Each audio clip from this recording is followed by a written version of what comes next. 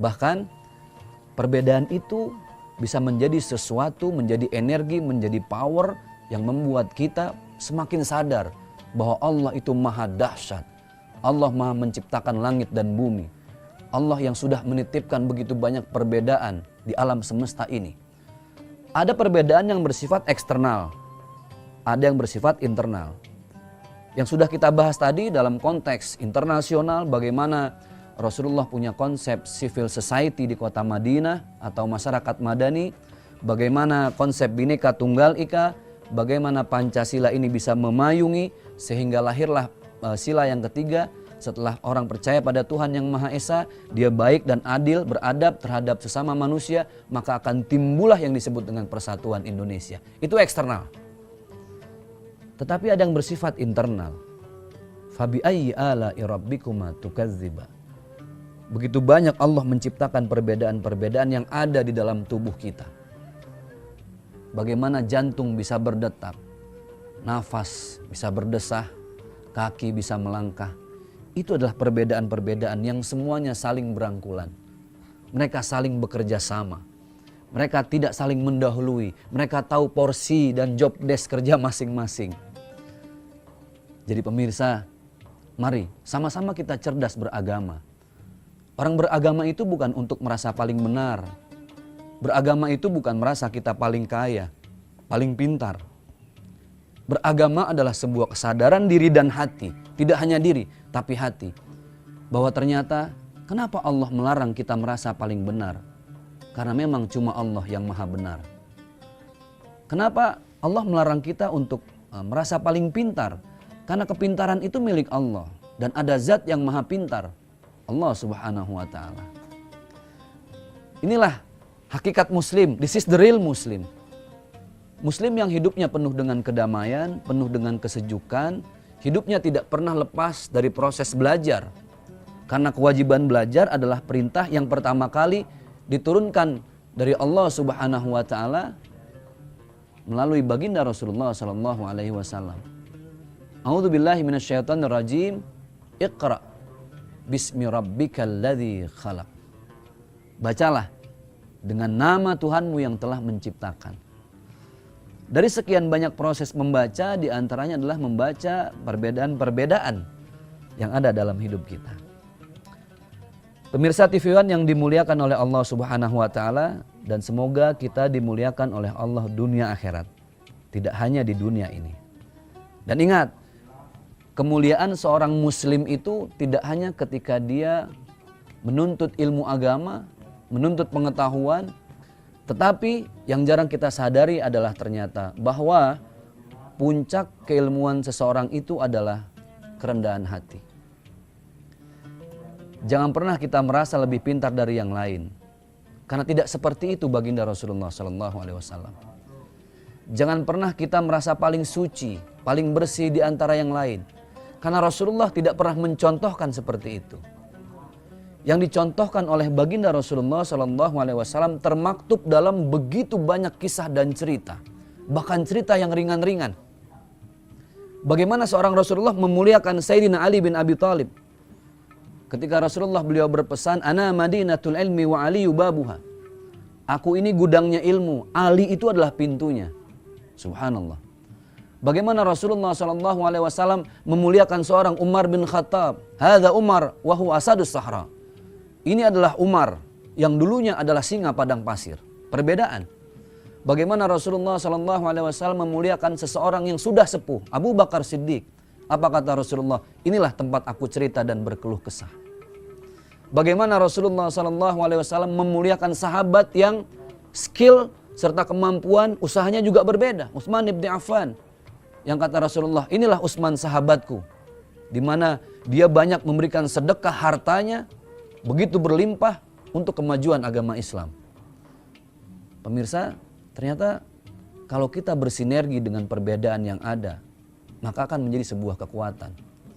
Tetapi ketika kita gengsi, ketika kita minder, tidak percaya diri, maka perbedaan tidak akan menjadikan kita kekuatan. Sama seperti tubuh kita. Mata berbeda dengan hidung, bentuk dan fungsinya.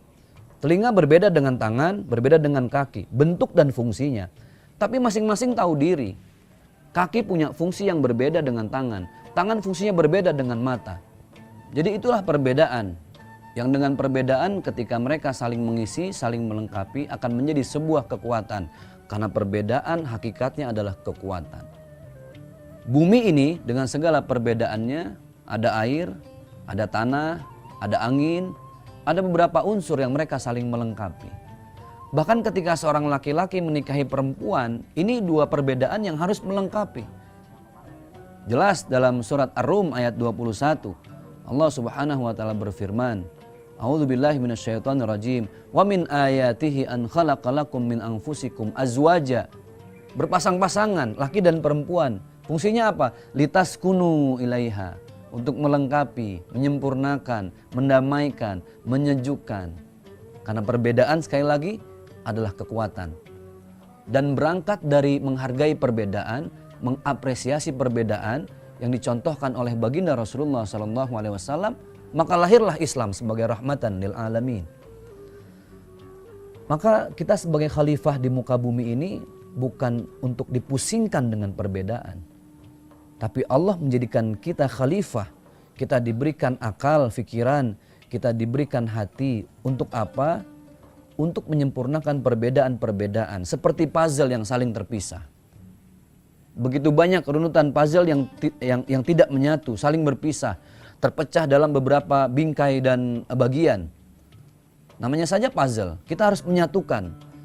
Tapi ketika dia sudah bersatu, coba lihat puzzle. Ketika dia berdiri sendiri tidak menjadi apa-apa. Orang belum melihat gambar, contoh gambar rumah. Orang cuma melihat, oh ini pagarnya aja, belum jadi sesuatu. Gambar yang satu lagi, oh ini gambar kebunnya saja, oh ini gambar atapnya saja, oh ini gambar pondasinya saja. Tetapi ketika rangkaian puzzle itu disatukan, maka akan menjadi sebuah bangunan yang begitu indah. Inilah perbedaan-perbedaan, pemirsa yang dimuliakan oleh Allah Subhanahu wa taala. Maka setelah sama-sama kita mendengar apa yang saya sampaikan, dan pada hakikatnya saya sedang mengingatkan juga menasehati diri saya sendiri bahwa kita ini makhluk lemah. Kita tidak bisa apa-apa. Tapi Rasulullah menjanjikan siapapun orang yang rajin bersilaturahim, merangkai perbedaan, menjadi simpul di antara sekian banyak nilai-nilai yang tidak sama, maka Rasul menjanjikan rezekinya akan diluaskan oleh Allah Subhanahu wa taala. Hebat. Orang yang mampu merangkai perbedaan dijanjikan sama Rasulullah, rezekinya akan diberkahkan, akan diluaskan. Bahkan tidak hanya itu. Orang yang rajin silaturahim, menjahit perbedaan, dia membuat simpul-simpul di antara yang tidak sama. Bahkan Allah dan Rasulnya menjanjikan apa? Menjanjikan bahwa kalaupun orang yang baik seperti itu, suatu saat dia sudah ditimbun tanah jasadnya, sudah dikubur tubuhnya, tapi kebaikannya tidak akan pernah terkubur. Apa yang saya sampaikan dari awal tadi, mudah-mudahan bisa menjadi satu pencerahan untuk kita semua. Kita mampu membaca, karena bagaimanapun tausiah, ceramah, khutbah itu harus memberikan sesuatu yang baru untuk kita, mencerahkan, menyegarkan alam pikiran kita, supaya kita mampu merangkul perbedaan. Tapi ingat, kalau sudah urusan akidah tidak bisa ditawar-tawar. Hukumnya adalah lakum dinukum waliyadin. Hukumnya adalah lakum dinukum waliyadin. Tetapi kalau sudah urusan muamalah, bersosialisasi, Allah dan Rasulnya mengajarkan kita untuk saling merangkul, meluaskan hati, menerima perbedaan, sehingga perbedaan itu menjadi kekuatan dalam kehidupan kita. Semoga apa yang saya sampaikan bermanfaat dunia akhirat untuk kita semua. Tidak ada kemuliaan yang menjadi kesejatian dalam hidup kecuali ketika Allah muliakan hidup kita dunia akhirat. Teruslah itu minta kepada Allah supaya dengan perbedaan yang ada di sekitar kita itu menjadi keberkahan. Sekali lagi saya sampaikan pesan baginda Rasulullah sallallahu alaihi wasallam, ikhtilafu ummati rahmatun.